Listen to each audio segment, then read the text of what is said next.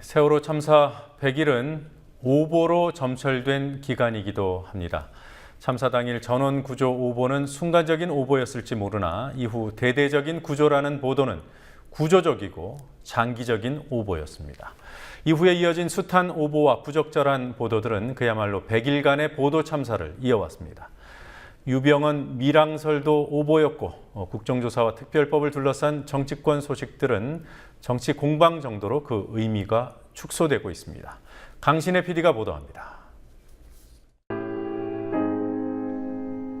참사 당일인 4월 16일 오전 11시쯤 지상파, 종편, 보도채널 가릴 것 없이 전원구조 보도가 나왔습니다.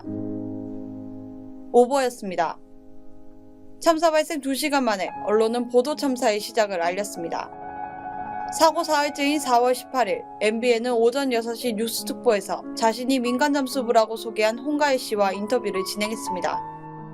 홍 씨는 해경이 민간잠수부에 진입을 막고 있다는 등의 발언으로 논란을 일으키지만 홍 씨의 주장은 거짓으로 밝혀졌습니다. 사실 확인을 하지 않고 그대로 방송을 내보낸 MBN은 결국 그날 오후 뉴스에 보도국장이 직접 나와 사과 방송을 했습니다.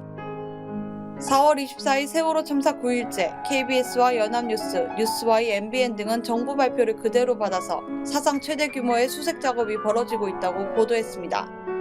720명의 잠수부가 투입됐다고 했지만 실제로 투입된 잠수부는 13명에 불과했습니다. 참사 이후 줄곧 이어지던 대대적인 구조수색이라는 오보의 결정판이었습니다. 세월호 참사 유가족들을 폄훼하는 보도도 있었습니다. 5월 7일 MBC 뉴스데스크에서는 보도국 부장이 이례적으로 직접 진행한 리포트에서 마치 실종자 가족들이 정부의 구조작업을 방해한 것처럼 보도했습니다. 민간 잠수사가 수색 과정에서 사망한 사건에 대해서는 우리 사회의 조급증이 잠수부를 죽음으로 몰았다고 했습니다. 유병언 전 회장의 행적과 관련한 보도에도 문제가 많았습니다.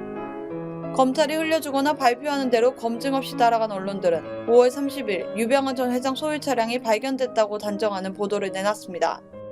그러나 해당 차량은 차량 번호가 비슷할 뿐 다른 사람의 차량으로 밝혀졌고 언론이 쏟아낸 무수한 속보, 특보는 모두 오보로 판명됐습니다. 6월 9일에는 동아일보가 특종이라며 유병언 전 회장이 밀항하기 위해 조직폭력배와 접촉했다고 보도했습니다. 발견된 시신이 유 전 회장이 맞다면 시신 부패 상태로 볼 때 동아일보 보도는 명백한 오보가 됩니다. 최근 언론들은 세월호 국정조사와 특별법 그리고 정부와 여당의 부적절한 처신을 축소 보도하는 양태를 보이고 있습니다. 민주언론 시민연합이 국정조사와 관련해 기간보고가 진행된 12일 동안 모니터링을 실시한 결과 MBC와 TV조선, 채널A의 관련 보도는 각각 서너 건에 불과했습니다. 국민TV 뉴스 강신혜입니다.